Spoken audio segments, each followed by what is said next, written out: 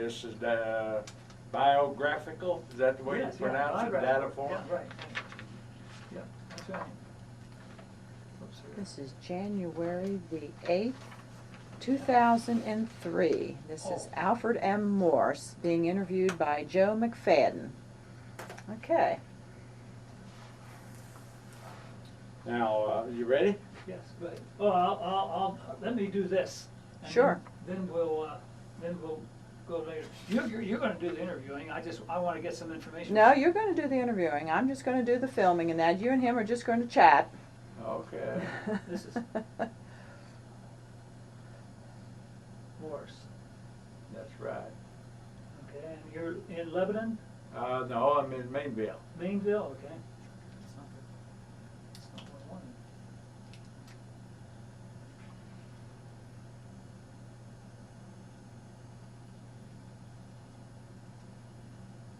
Okay.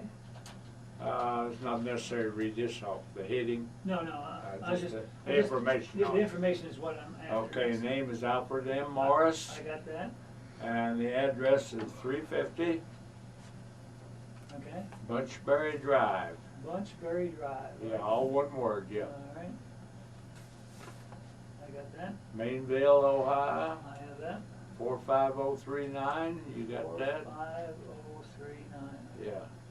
Telephone is 513. That's a Cincinnati code. Right. 583 583 8978. 8978, okay. Place of birth is Brown County, Ohio. Brown County. Okay. Birth date is 8th month, Okay, 19th day, okay. 26th year. Ah, I'm older than you, Hey, are you? by a year. About a year, Uh-huh. huh? Male? Okay. And- I would gather that, yeah. Yep. I hope so, huh? Yeah. And race is Caucasian, Right. yeah. Branch of service of wartime activity, U.S. Army. Now, you want to get more specific on that? Well, you can do this during the filming, Yeah, yes. okay, Yes. yeah, okay. Yes, you can do that. Highest rank was corporal. Okay. Wars in which individual served is WW2, World War II. Okay. And European theater. Your European theater, How, how long after D-Day? When did you go into France? Do you remember? You mean D-Day is December, June that- 6th. yeah, June the 6th when they invaded the And how long after that did you go in? into the service. So No, went in no, that fall. No, Into okay, Germany. okay, Yeah. that's right, you're younger. Yeah. I Okay. did that right after that. But it was, see, I went in the service in November yeah, and and then, was in Germany by late February. okay, well, you didn't have much training then, did you? No, just 12 weeks. That's all. Oh, is that right? Yeah. Okay. They run them out. Okay, you'll wanna make sure that we get this in there too, that you, wherever you had your basic training, tell you about the basic training, and if there any particular incident in basic training that you'd like to, tell about, why, go ahead and do. Yeah. And then, your debarkation, Yeah, your area from New Jersey, I would imagine. New York. New York, okay. And then just, just tell as it went. Just Yes. a step at a time. Yes, yes. Okay, that's fine. Yes. Got a couple little incidents that happened on the way That's- over. That's yeah. what we want to know. Yeah, okay. And yeah, they got medals and special service awards. The only thing I put down is one battle star. Okay. And of course, I got the marksmanship Sure. and all that Yeah. stuff, good Yeah. conduct and all that. Sure, you had to have that. You had to Yeah. have good conduct. Yeah, to get that far. Yeah. And photographs included. I didn't include nothing here, but I Okay. guess you are. And manuscript included. Okay, that's meaning fine. Okay, Are you about ready, Gary? I'm ready. All right, what should I, what? You want to state his name, and you're the interviewee, and then just start talking about the beginning, basic training on over. From the time of it. Alfred Morris. Okay, I'll start with my birthday in I just- 1944, Okay. which was August the 18th, and I volunteered for voluntary induction immediately. Wasn't going to wait on them to call me. Mm-hmm. And so in November, I had completed all my physical and everything was inducted into the Army. At about November the 20th, I believe, of 44. Okay. Joe, you can just start asking him questions from basic training on. Okay. Where did you take your basic training? In Little Rock, Arkansas, Camp Robinson, just out of Little Rock, Arkansas. And how long was the training? 12 weeks. Okay. Is there anything in basic training that you'd like to say as far as some humorous thing or something that would be interesting? Well, I can't put my finger on It any was- particular incident. Right now, my grandmother died during that period, and I was able to get a furlough, which was very, very rare when you're in basic training. So I got an emergency furlough to go home for that. Very good. But that was only 5 days, I think, and I had to be back, yeah. Then 12 weeks was pretty extensive then. Yeah, Extensive training. yes, they really drilled us through pretty rapid, yeah. Did you have any leave after between basic and deportation? Yes, I did. I had, I believe, as best of my recollection, about 12 days. Good, leave. good. And from where did you depart? New York City. I reported back to Maryland at, trying to think of the name of the camp now. I have a little memory problem here. We all do. Yeah, that's just it. Anyhow, to Maryland, and then after a few days, everybody got a haircut and new uniforms and equipped for the situation. And we then shipped right on out to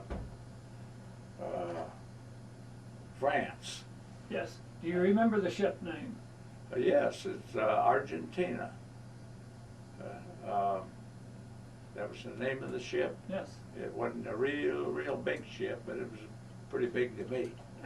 What group were you with? What division and so forth? I wasn't assigned then. Not We was assigned. up for reassignment once we got to Germany. No, I understand. Okay, where did you embark then? Where did you get off the ship? We got off ship at Le Havre, France, and but I've got a tale to tell if you want to back up a little on the way over there. Sure. The first awakening I had of the war was one morning about 4 o'clock. I always got up early and shaved and showered and everything before everybody else got up because it's such a crowd, and got that done before they started turning around. And I just got back in bed with my life jacket on, and there was 3 or 4 explosions. It felt like we had hit a brick wall. Huh. And come to find out later, they had dropped depth charges for a German sub. And our word was that they annihilated him, and that was the end of it. But we had 70 ships in our convoy, at which 3 we lost on the way over there due to Was that one right? fire. And as far as we know, that's what we was told. One of them was a oil tanker loaded with supply oil and Sure. gas that burnt, and the other 2, I don't know what they carried troops. As far as we knew, we got no word of any troops being involved in it, I see. So that was not too far off the coast of Florida, about 2 days, I guess. Oh, yeah. 2 to 3 days. Took us 12 days to get over there.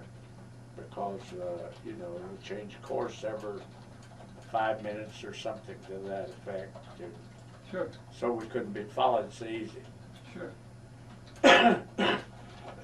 Now, we're getting back to the time we arrived in Le Havre, France. Okay. What really woke me up and kind of shook me up was we couldn't get all the way into the harbor because it was full of junk, bombed ships and carriers and stuff. And so we had to unload like a quarter of a mile out into a little PT boat, and they carried us in and back. Well, coming into them piers, concrete piers, was just laced with the imprints of bullets, machine gun fire and what have you, and of course broken concrete and everything. Right then is when I realized there was a war going on. You could listen to all the radio stations and everything you wanted to, but that put a whole new light on. And I've done a lot of growing up right there. I'm sure you did. Yeah. All right, from Le Havre, then. From Le Havre, we unloaded, and they walked us all the way through town up on a hill to a camping area, and we spent the night there. And we was close to a minefield, and they cautioned us about going out into that. And then the next day, we come right back down into the city and boarded a passenger train. It was an old train where they had compartments with a side door you went into that was built for 6 people. And we had about 9 people in each compartment, plus their duffel bags. And we was really crowded there. We spent 6 days and 7 nights on that train, getting up into Germany. Where did you get off in Germany? What town? I don't remember the name of the town. We was only there one night, and I pulled guard duty that night. And again, I realized it wasn't a game. And everything was pitch black. They told us when we assumed our post on guard duty that there would be a plane around, a small plane, comes around every night. We call him Bed Check Charlie. Says don't bother him, don't shoot at him or anything, and he won't be of any problem. Said he does this every night. It was a German plane, but it was a surveillance plane, you know. Sure. And we had no lights, and it was spooky. First night of actual duty in combat, or near combat areas. An old tomcat walking the board fence and a meow, and that kept your nerves going, you know. In the dark by yourself there, and a couple 1,000 miles away from home or 3. That's right. But to back up again, I listed 1 battle star was my awards, you know. Mm-hmm. We obtained that battle star for crossing the Rhine River. I see. And that was late March. And we crossed the Rhine River on a floating bridge that the Army of Engineers had built. And they built that bridge under fire, you know, artillery fire, a whole lot of it. And they built it at night or whenever they could, when the fire would let up, you know. Sure. And that was combat zone, and we were considered part of that. And we received a battle star in that operation. We was among the first convoy that crossed that bridge. So that was kind of What group did you join when you got into battle, into the service there? Okay, we were assigned to a small battalion, and not to use derogatory language, but it was called a bastard battalion. Just 1 battalion of 4.2 mortars, that was the weapons, and it was armed for gas warfare, chemicals.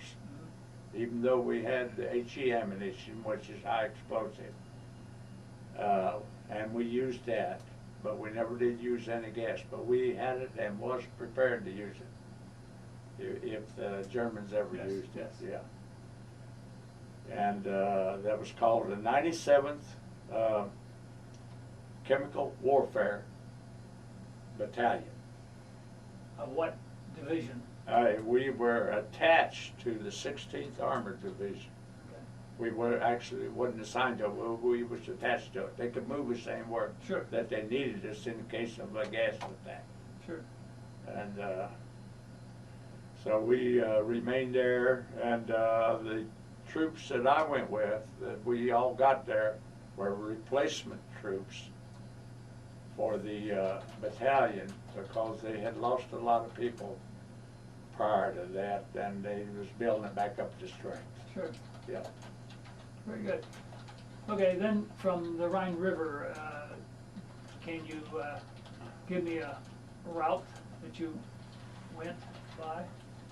Well, I can't remember all the towns, course although I got it on record at home. I wish I'd have brought it, because Okay. I took a map, a big book I got, you know, for the century. Sure. It's a new book. I retraced my route on that. And but the one I remember mostly was Heidelberg, Germany. Sure. Yeah. It's a beautiful town. Yeah, not too far from Munich, and we were in Munich, what was left of it, for a while. And then we crossed southern Germany as far as the Czechoslovakia border. We actually crossed the border, but was only there a day or so, and the war was just declared over, and then we returned back into Germany then. Sure. Then you say the war was over. Yeah. Then everyone was wanting to get home. How did you have? Did you qualify to come home or get home? No, but I come home. Oh, you okay? So there's a story here. They returned people from active duty back to the United States by points. Yes. Yep. And I knew people had been over 4 years. A few of them. A lot of them had been there 2 years. I think several battles. But they were, by qualifications, they all were to be brought back first. Sure. By points. Well, I only had about 15 points, and you needed up around 150. Yes. But anyhow, all at once they come out with shipping orders and said, we're going home. And we couldn't quite figure it out. You didn't have any problem about that, though, did you? Not right at that time, but if I'd have known exactly what's going on, I probably would have. Oh, all right. We got home, they gave us a 30-day furlough. Took us 5 days to get home, 12 to get over there. What ship did you come back on? Do you remember? That was 2.5 times faster than the Argentina? Much faster. Well, we wasn't zigzagging Yeah, either. sure, no. sure. Trying to think of it, but I can't recall it right now. That's all right. But I had no problem remembering the one we went on. It sank on the return trip home. Oh, was that right? With Argentina. So we heard, yeah. And that was pretty much confirmed here a couple of years ago. I heard it from another source. Oh, okay. But anyhow, they sent us home, and we knew something was up, but we really didn't know exactly what was going on. And we got to Camp Atterbury. We got to, we unloaded in a little port up the river around Rhode Island. I forget the name of it. But anyhow, they put us right on a freight train 2 days later. I said a freight train. It was really a train. Passenger I train. understand. Slow like a freight train. And we was shipped to Camp Atterbury, Indiana. Certain ones of us was, depending on what the different ones lived. Sure. Excuse me. We were given a 30-day furlough. Went home for a 30-day furlough and reported back to Camp Atterbury, and we were waiting on further shipping orders then. And I've been there at Camp Atterbury about 2 to 3 weeks, and we were in a formation waiting for shipping orders. They called everybody out for their shipping orders and stuff. This is probably the Pacific Theater then, wasn't it? So that's exactly what it was. We were waiting, and it was calling off names, you know, the different ones would go different places, different times and where to report and what have you. Go in groups. And there's about halfway through the exercise of informing everybody all of this, and we got word that the Japanese had surrendered. Great. And everybody just went wild, and they broke formation and everything, and they just cut it off right there and canceled all further shipping orders that they had announced until they got further orders. And that was the end of the war then. And so our shipping orders had changed. And we hung around Camp Atterbury another month after that and was signed to a outfit in Texas, Bowie, Texas. There was an Army base there. And I was assigned to a armored artillery division. And I'm trying to think of the name. It should be on one of these discharges, on the last discharge, really. But it was a nice outfit and well equipped. And then after about 90 days or so in that, why they come out with this 1-year re-enlistment deal. Well, I figured I had better part of a year to go anyhow, because I was way down on the totem pole, most of them, to be discharged. And I upped for that 1 year and served another year there, right there. We was moved to Camp Polk, Louisiana. I don't know if I said that a minute ago, but anyhow, that's where I spent the rest of my time, in this armored artillery division, and that was a nice outfit. Was assigned to the 4th Army then. Okay. In Germany, we was assigned to General Patton's Army, the 3rd Army. Yes. Very good. And then a discharge, is that what you're saying now? Yeah, at the end of that 1 year after I re-upped, so I was discharged, yeah. At what, where at? From Camp Polk. Camp Polk, Louisiana. Which now is Fort Polk. Right, right. Yeah. All right. Is there anything else you'd like to say or refer to? Well, I'll have to say, after it's all behind you, I told one guy when we got back from Germany, and I've always kept this thought in mind, that I wouldn't want to do it again, go to Germany under those conditions, but I wouldn't take $1 million for the experience. Yes. You grew up too, didn't you? Yes, I did. I was a man when I come back. You're right. Yep. And you even listen to the news a little more different than Right, when we you sure went. do. Yeah. So it was quite an experience. And I felt we really, Mother Luck took care of us Sure. in Japan, because that's where we was headed. Sure. I don't know if you've ever been told this, but this is a fact. I had heard it before, but it was confirmed on this History Channel that you watch Sure. now. Sure.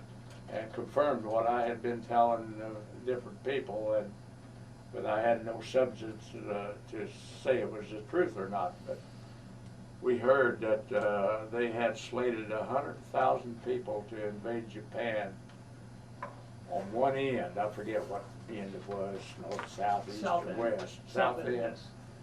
And they had all their fortifications set up on the other end, assuming that's where we would invade at. Yes. And this was to distract them and get them to move all that way. And that's where I was headed. In that early bunch, because I spent very little time in Germany. And they had predicted a 90% loss in that 100,000 Yes. people. You're right. Yeah. I was there also. Was you? Yes. You was in that too? I was in the Navy, yes. Yeah. And that would have been a bloody situation, but had to be done. Sure. But then the atomic bomb caused Japan to surrender, so that we avoided all that, thank God.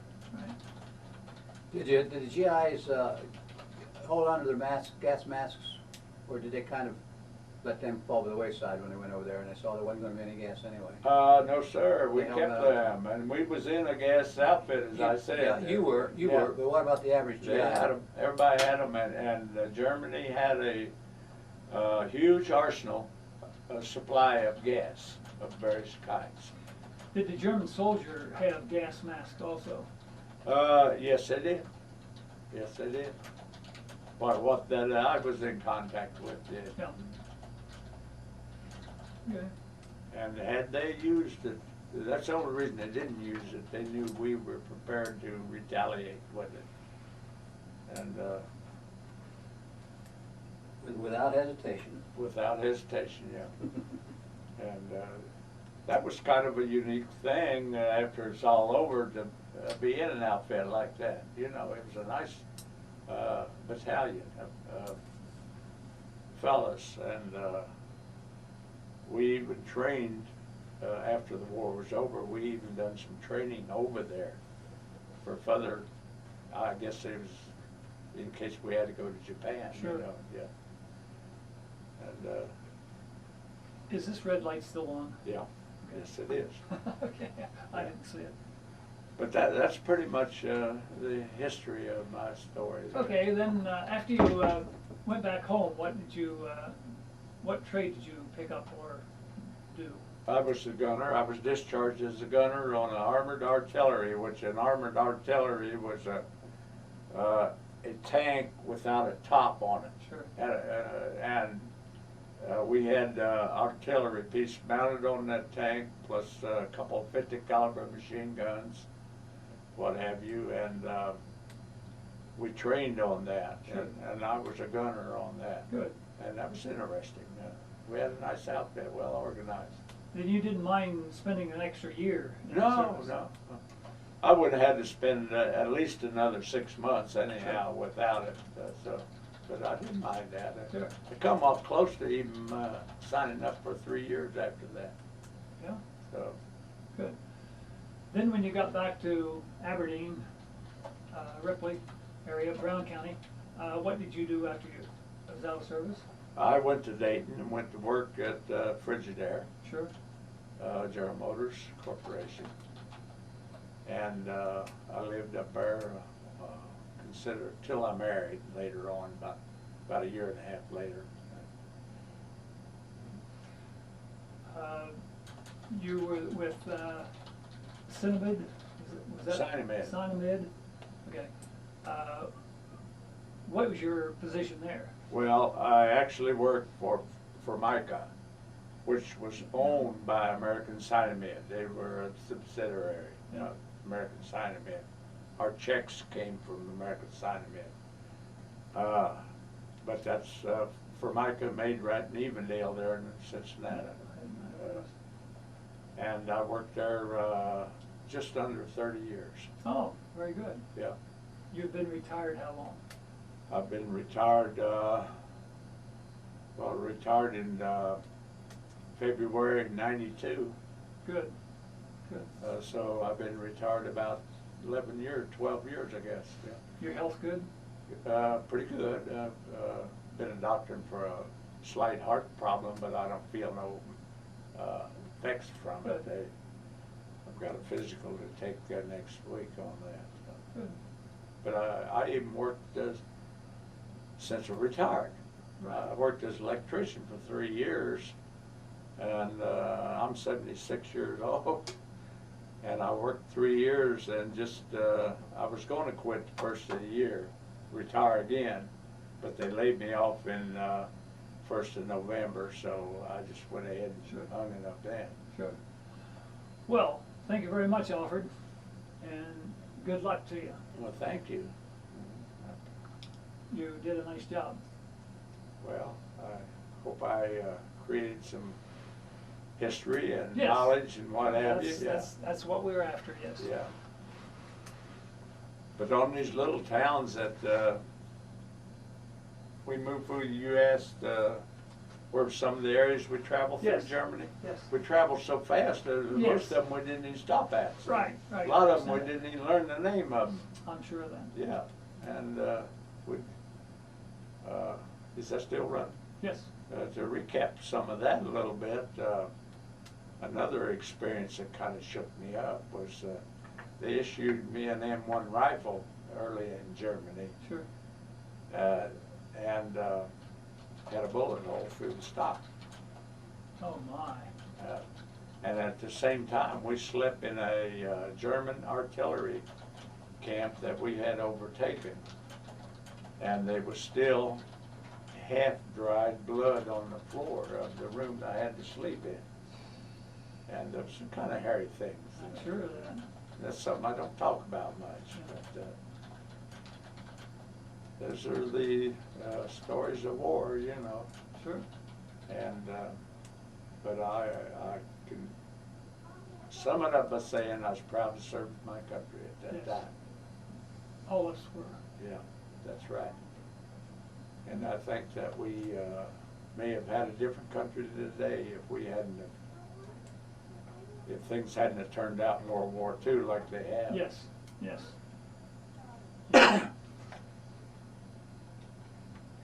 Yep. Well, we'll check this out.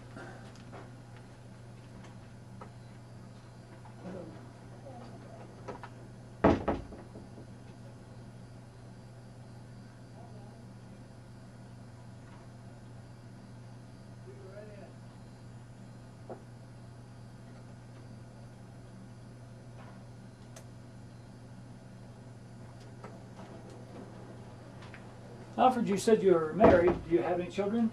I have 3 children by my first marriage, and then I had a second marriage that I had 1 of my own, and I adopted 3. Oh, good. So You have an extended family then. that's right. And not bragging, they have all turned out good, Great, got good jobs, and some of them have got excellent jobs. great. And so Good for you. I really feel like there's an accomplishment there. Good for you. Yeah. Thank you.